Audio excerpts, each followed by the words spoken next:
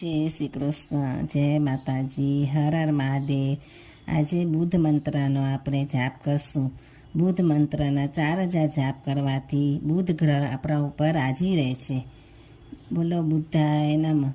હિમ પ્રિય ગુકલિકા શ્યામ રૂપેણ પ્રતિમમ બુદ્ધમ સૌમ્ય સૌમ્ય ગુણોપેતમ તમ બુદ્ધમ પ્રણમાયામ. જય બુદ્ધદેવ કી જય.